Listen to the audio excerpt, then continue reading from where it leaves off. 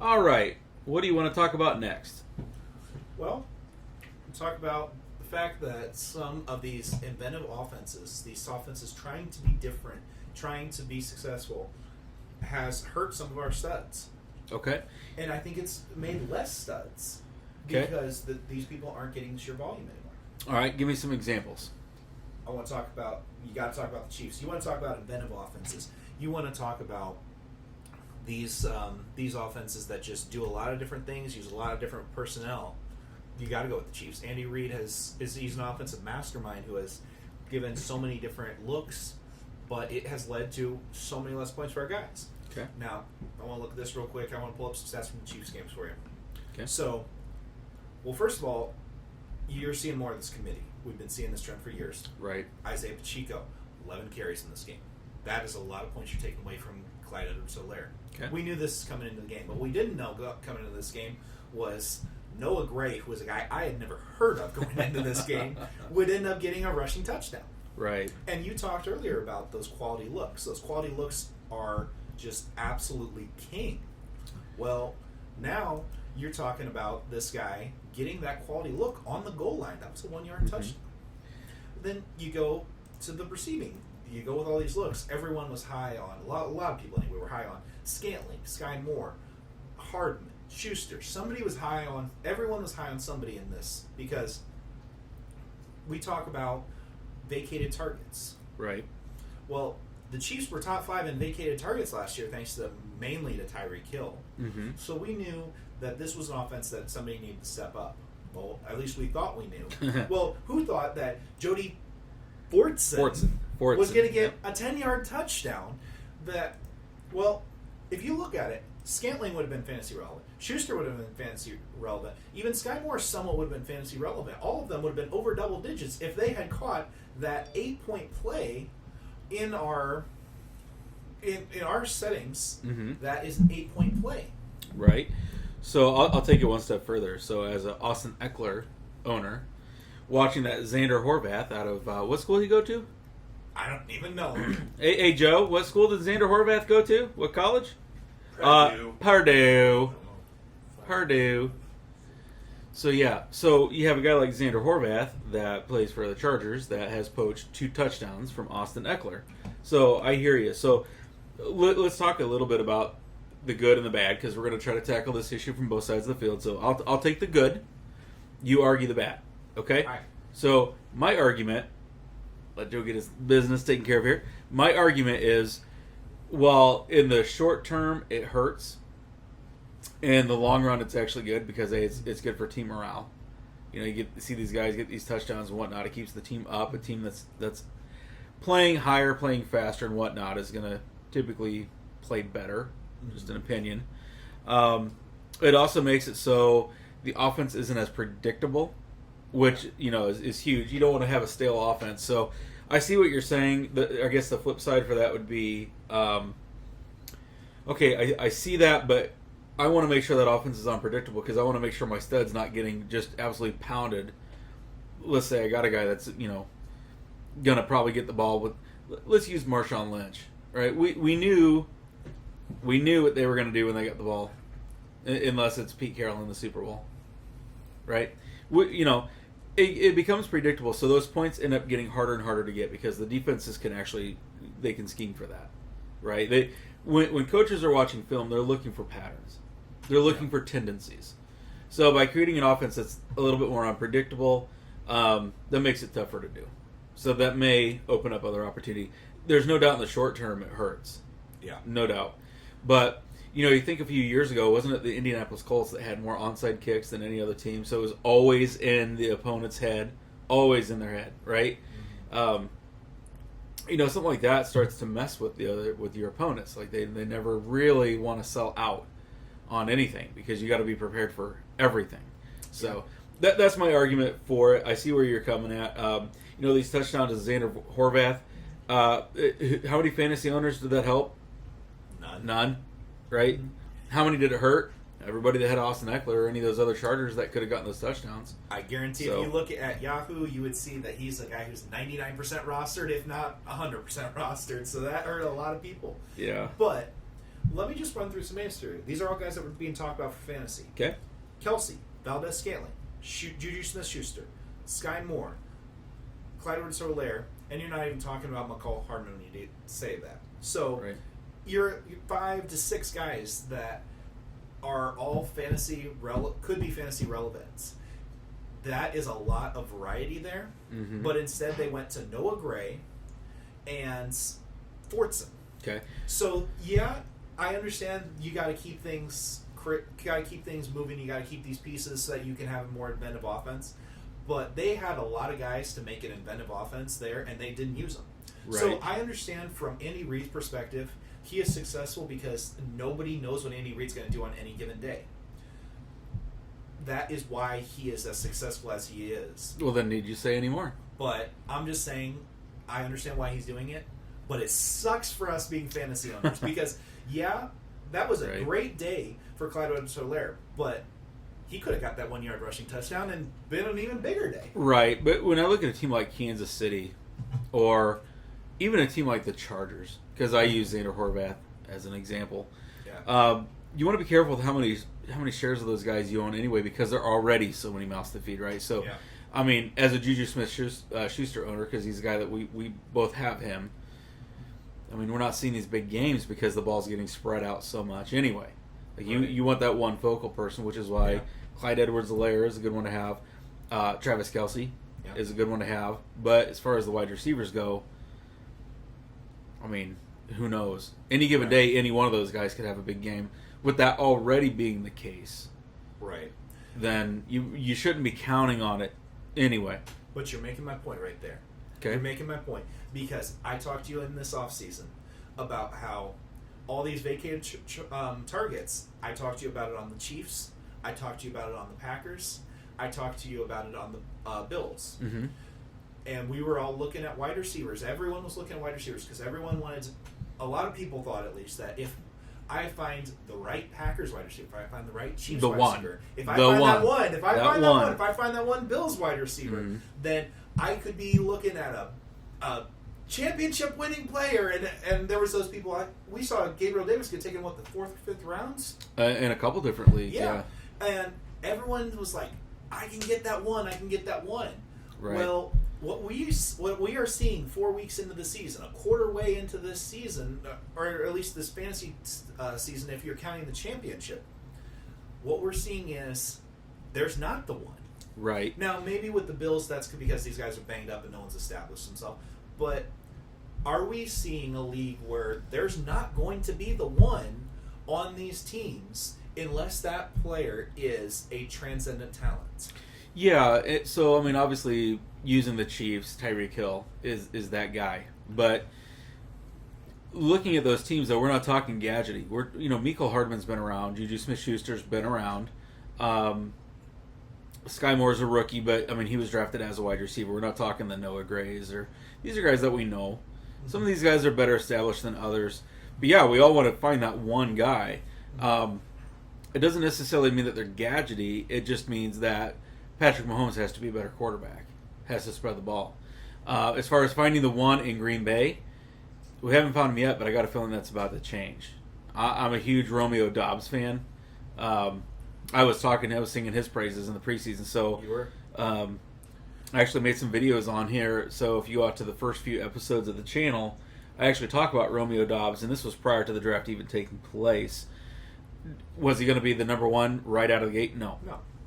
But what we do as fantasy owners that we need to stop doing, this is a mistake, is it's great to search for that one, right?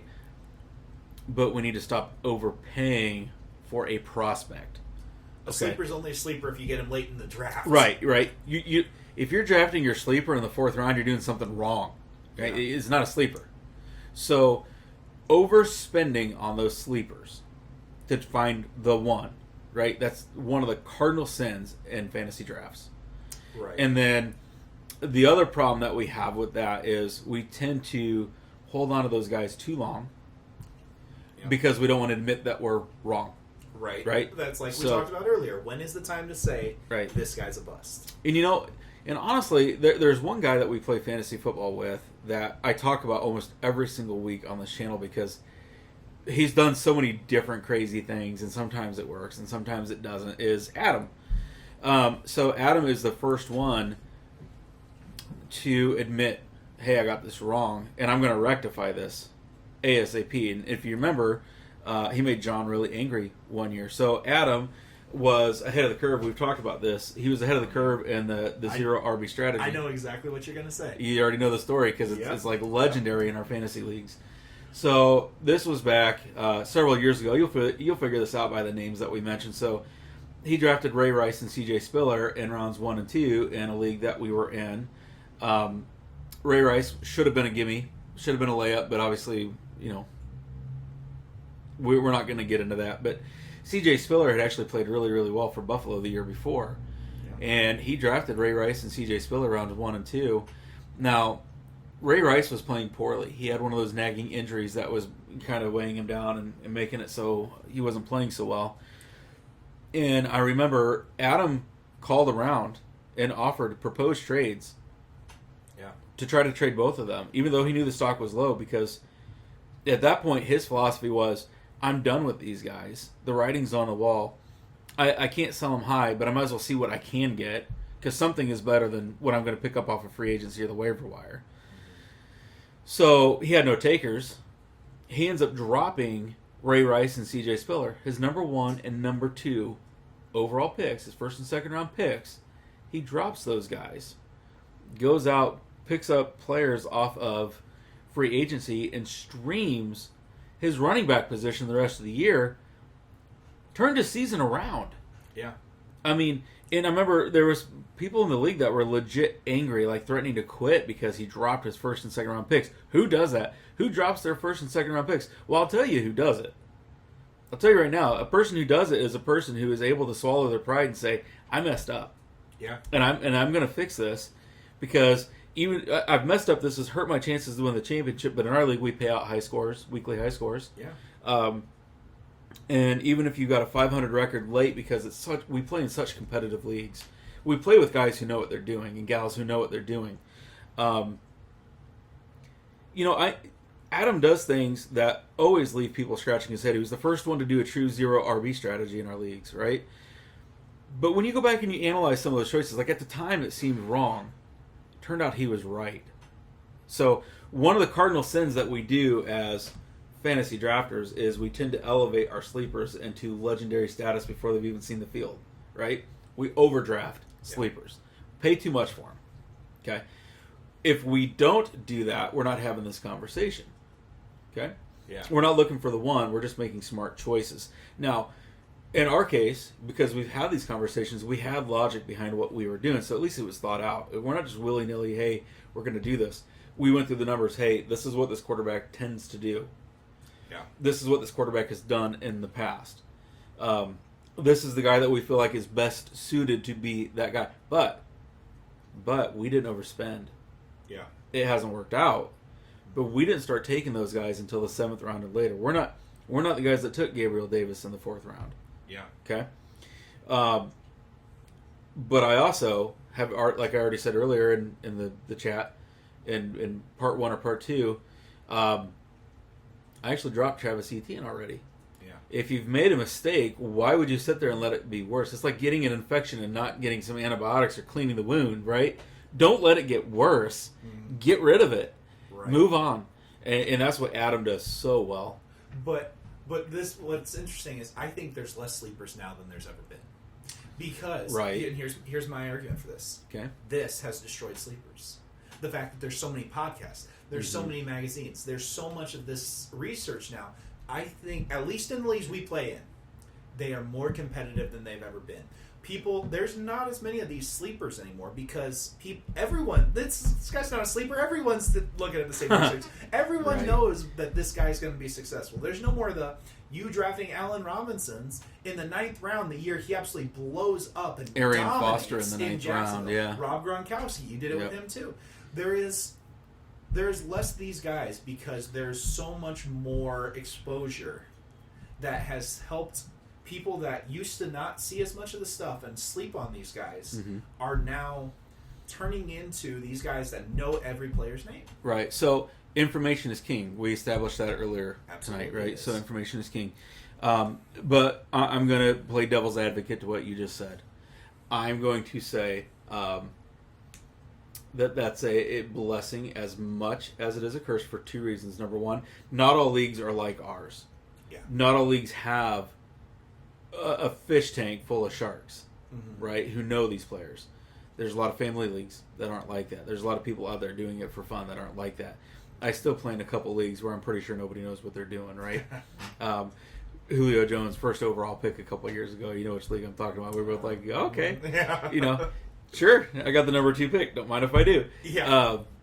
So, not everybody's like that. So, but I will say that shows like this, the rise in the popularity of fantasy football is awesome. Because, yes, for us, it creates less sleepers. We have to do more research, dig in deeper, look at those tens. But we're both willing to do it because we're nerds. We love what we're doing, right? But on top of that, it's also giving us this opportunity to come out and speak to you folks. So, without fantasy football's popularity, this show would not exist. Yeah. And I'm grateful for it because I love it. Absolutely love it. Yeah. You know me, I love nerding out on this stuff. Yep.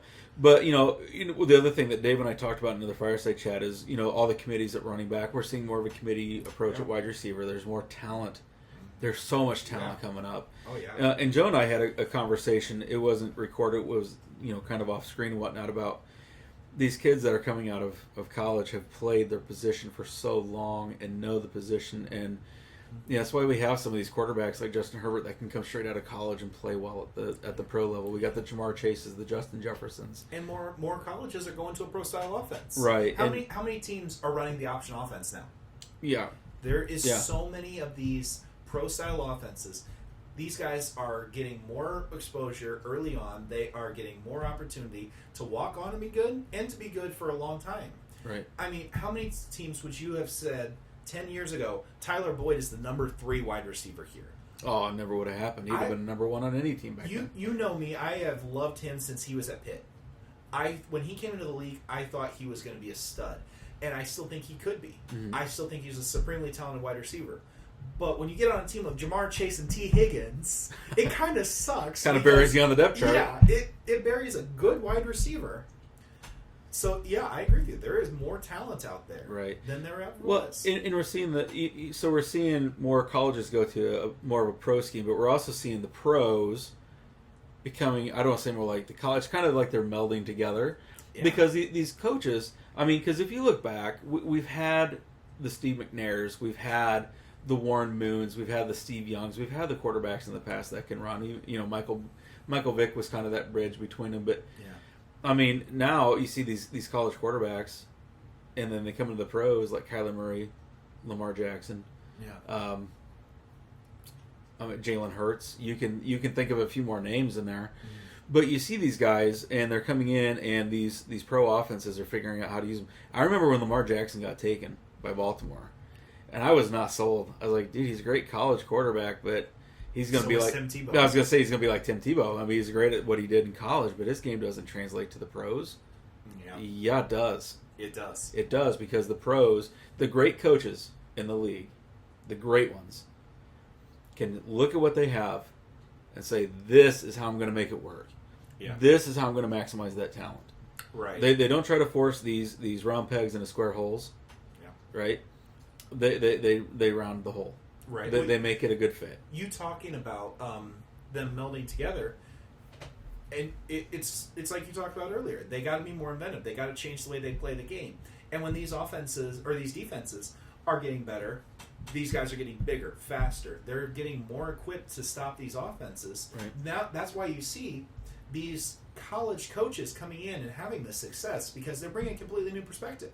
Mm-hmm. And maybe these guys are going to get figured out, like we saw when Kelly came up into the league with Philly. Yeah, Chip Kelly. He was absolutely phenomenal, and then teams figured him out, and his offense just completely sputtered to a grinding halt. Right. And he's back at UCLA. Right, because he didn't reinvent himself again. Exactly. So, but we are seeing all these guys come up. Adjustments, counter adjustments, right? Well, you see Cliff Kingsbury. He brings a spread offense that's unlike what we were seeing before. Completely different. Sometimes it works, sometimes it doesn't. if anything, that just makes me tip my hat to the Andy Reids, who has been around for how long and reinvented his offense so many times. To Belichick. Mm-hmm. Now, he's not having any success right now. We'll see if he reinvents himself again and gets this going. Yeah, he was great for what worked for him. Yeah. Now let's see if he can do something new and be great again. Right. Right? Because for a long time they had that stability at that QB position, right? Yeah. QB 12. That's a hard shoes to fill. But what are you going to do when you lose the greatest game manager to ever play the game? Right. And a lot of times when people call somebody a game manager, they mean it as an insult almost. I surely do not. Like, you'll see someone come up in the draft and somebody will say, this guy's just a game manager. You'll even see analysts say, this guy's nothing but a game manager. Well, name the best quarterbacks of all time, and what you'll see is a game manager.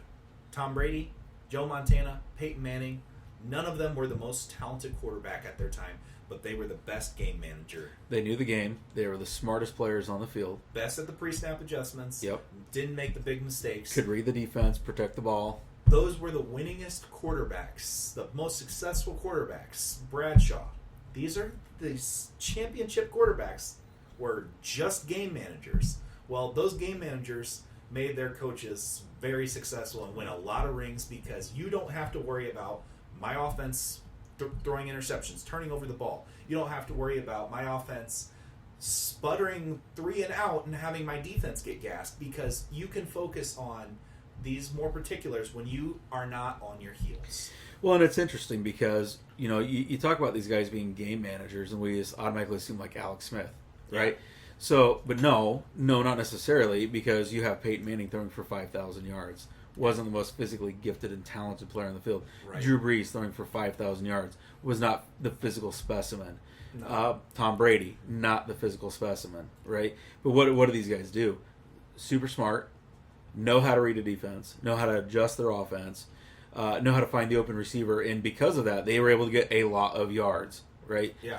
You can throw for 5,000 yards and not have to be a gunslinger like Brett Favre, who's also going to... Jameis Winston a couple years ago, 5,000 yards, 30 touchdowns, 30 interceptions, right? Yeah. So, to me, that's all great. And fantasy football is a stat game, so that's what we look at. But yeah, I look at what Jared Goff's doing this year, and Dave and I have talked about this in a fireside chat. Game manager, but he's also one of the most prolific quarterbacks this year on the number one scoring offense. They've scored 140 points. 140 points through 4 weeks. Now, what's so juicy about Detroit? Because I got to throw this in here. This is the perfect time to throw this in there. I'm going to guess this one. Okay. They've given up 141 points as well. That's exactly it, right? They've given up the exact same amount as they have gotten, which is kind of interesting. But when an offense cannot stop anybody, I mean, that defense is so freaking porous. When they cannot stop anybody, you can't do anything but lick your lips at all the players that you know are going to have to score. Yeah. Or like it was like Atlanta a few years ago. Everyone was like, they're going to be losing these games. I remember watching a Monday night game with you one time, screaming at the TV because I watched as Devontae Freeman got 10-yard catch after 10-yard catch in the fourth quarter because they were down by 30 points and watched my massive Monday night lead just go away because these teams' defenses were so bad that their offenses got garbage points all night long. And those count as good as any. Yeah. Well, so when I look at... So there's two teams right now that I just kind of... I look at them, I'm like, man, this is fantasy gold, but neither should be, right? So first one, I'm looking at Detroit. So yeah, they've scored 140 points. They're going up 141. So anytime you have a prolific offense matched with a terrible defense... Sign me up. Yeah. But believe it or not, here's something crazy. I don't know if you realize this, but looking at the NFC, so I'm just talking about the NFC.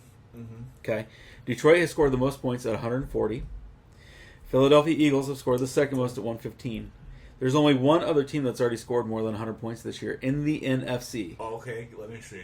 I'll give you 3 guesses. Okay, so here's that trivia. Here's that 3 guesses. 3 NFC guesses. Only. So we're going to make it easy. We're going to cut out the entire AFC. There's only one other team outside of Detroit and Philly in the NFC through week 4 that has scored more than 100 points. You get 3 guesses. Seattle. No, that is not correct. Seattle scored 95. That's strike 1. Really? You think when a team scores 40 points in a week, they'd be that one. Interesting, though, they scored 95, but they've also given up 115. So that's, again... Another team playing in that negative game script. Yep. That you got to lick your chops when you see that with an offense that is surprisingly efficient and doing well under Gino. Well, like we said, Gino has outperformed. But hey, that's strike one. Yeah, yep. Still Okay. strike one. All right. So if it's not them, Can I give you another hint? go for it. This team actually has a positive point differential of +2. New York? Strike two. New York has only scored 76 points. They've only given up 71, so they do have that positive script, or that positive point differential, but they're +5. Right. But they've only scored 76. Yeah, I was just going off the fact that they're somehow 3-1.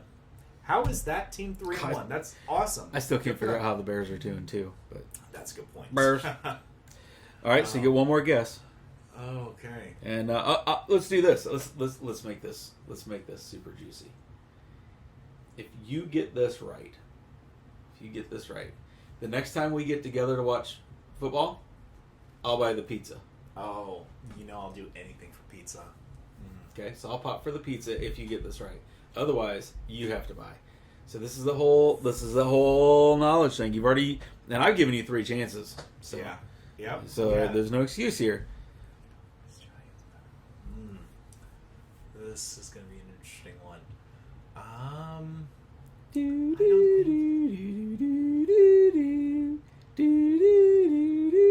Not the 49ers because they're pretty dang low. Okay. I like hearing your logic as you're working through this.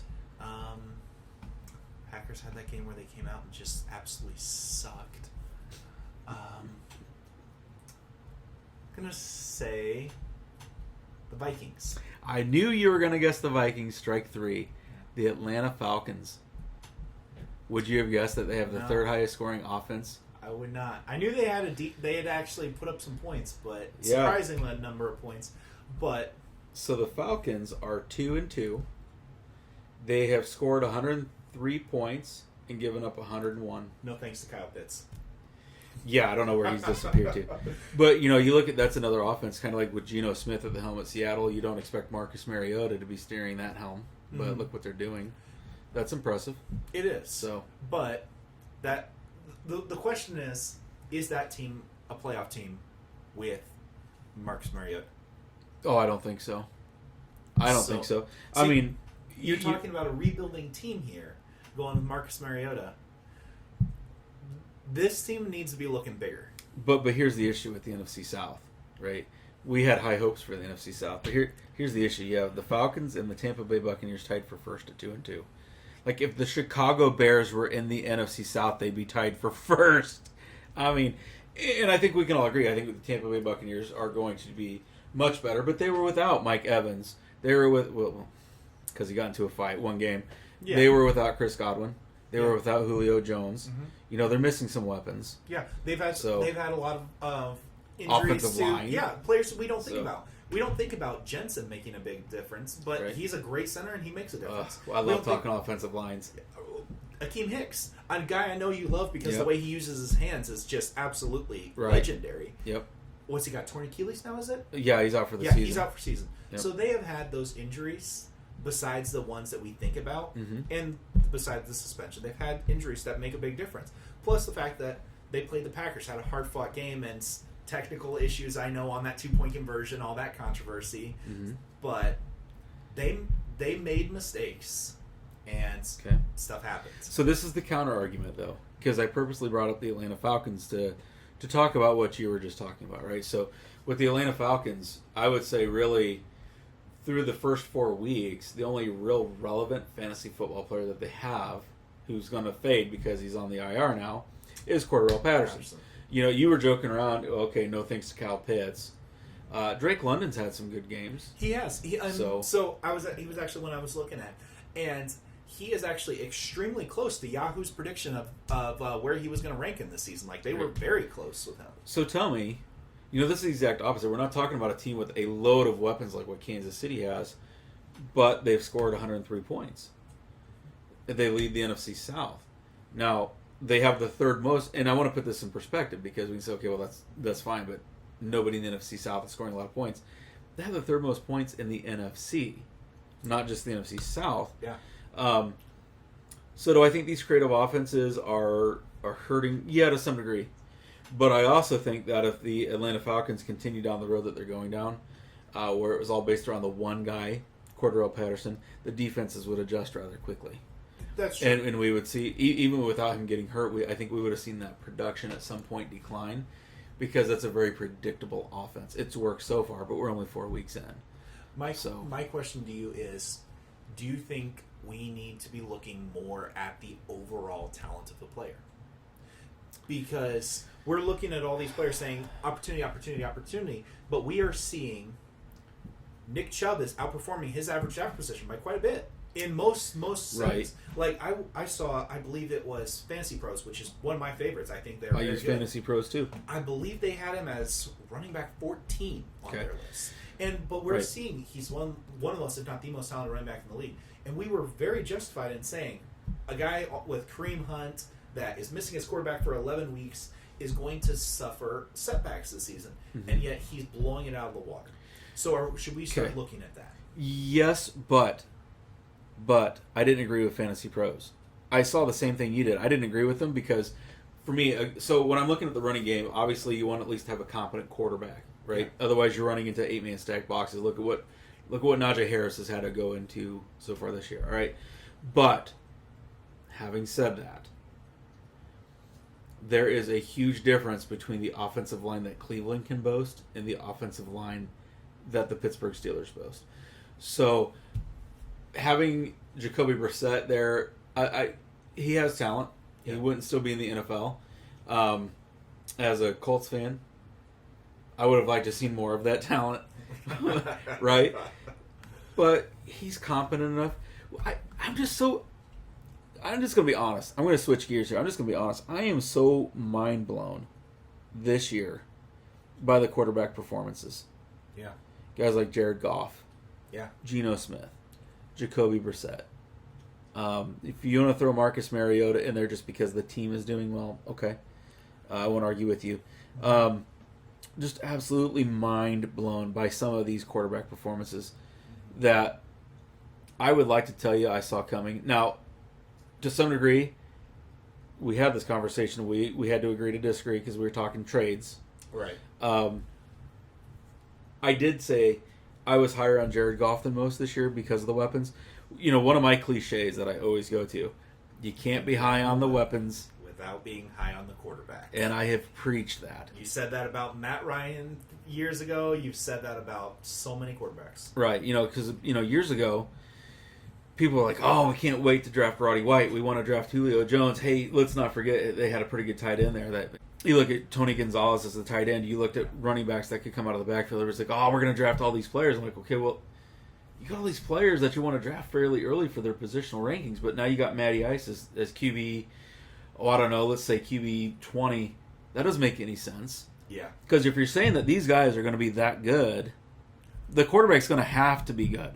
Yeah. We came out and said, we know that Jameson Williams, the kid that they drafted out of Bama, help me out here.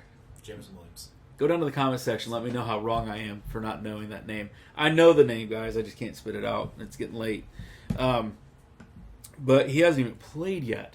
They've got even more talent coming out. But we said at the time, because you know what? I'm high on Amon-Ra St. Brown. I'm high on T.J. Hawkinson from a talent standpoint. Yeah. DeAndre Swift out of the backfield. They draft him. They went out and got one of my favorite players ever, who may not be the most fantasy relevant and has never been the most fantasy relevant. But they got DJ. You gonna do it? Not gonna say it. Chark, DJ Chark, DJ Chark. They've got all these. I'm gonna be sitting in my bed tonight, looking up the freaking ceiling, going, "Baby Shark." I hate you now. Could be worse. You want me to prove it? Chicken song. No, Baby Shark's the one. Baby Shark's the worst. That's the one that gets stuck in my head. Yeah. I don't mind it. I actually named my fantasy team last year Baby Shark. Yes, you did. Yeah. So, but you start looking at these weapons, and you got to think, okay, well, if these guys are that good, at some point with an elite offensive line, this guy's not going to be too bad. So, I don't know if you noticed a theme here. I keep going back to the offensive line. Mm-hmm. So going back to Nick Chubb, I wasn't as low on him because the dude has averaged over 5 yards per carry in his career. Yeah. Right? But I will say this. The problem that I have with Nick Chubb, now he's in the top 10 right now. But we play in a PPR league. Yeah. Okay?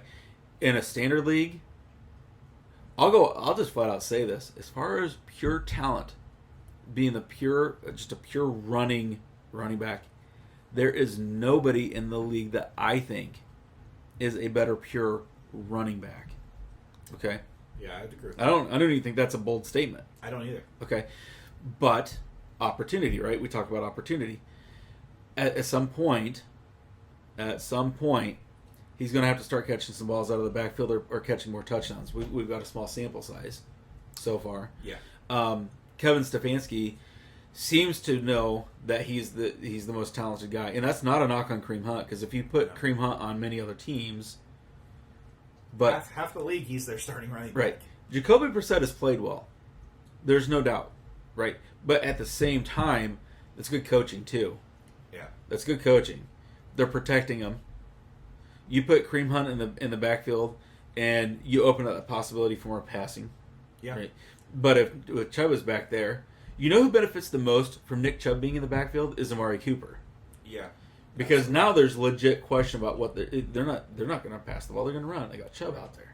Well, right? correct me if I'm wrong, but I believe Stefanski ran the Vikings offense when Case Keenum had a breakout season. Well, that's why he got that job. So right? This is he knows what he's doing. This is obviously a guy that doesn't need that generational arm under center to run a successful offense. Right. And I'll tell you the other thing that we should have looked at, and I am not saying that this is the cause. This may be the effect. Yeah. Okay. So I am not insinuating anything here. I'm just saying we got to remember before the season even started, Kareem Hunt was asking for a trade. Yeah. Now, are they using him less because of that? Maybe not. Maybe he already knew the game plan was to use him less, and that's why he was requesting a trade. And we're not in the locker room, so we don't know. But my point is there were red flags. Yeah. There were clues. It's sifting through those, trying to find out which ones are important, which ones aren't. I was not as low as Fantasy Pros. You got a quarter? You want to flip it? Yeah. What was it because? Is he getting less because of that?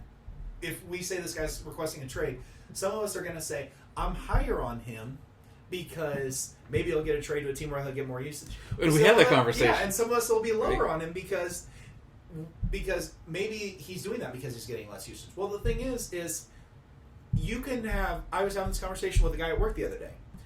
I told him, I disagree with what you're saying, but you have great logic behind what you're saying. So even though I think you're wrong, I respect you. Right. Well, that's the same situation. We're looking at these players. You could take the Chiefs wide receivers, for example. Mm-hmm. I was the Smith-Schuster person, but I would not argue with the Valdez-Scantling or the Sky Moore people. Or even the Nicole Hardman, because he'd been there the longest and fit the Tyreek Hill prototype the best. Because if you say, well, this is my logic behind it, well, even though I don't agree with you, you could be as right as I am. I could be the one who comes out, as Kevin Costner would say, I'm the one who's going to come out looking like a goat here. Right.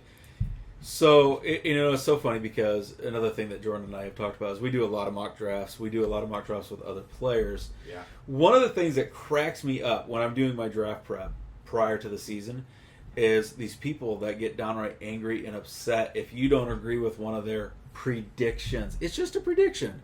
Okay, so you are so adamant that your opinion is right when it's just an opinion.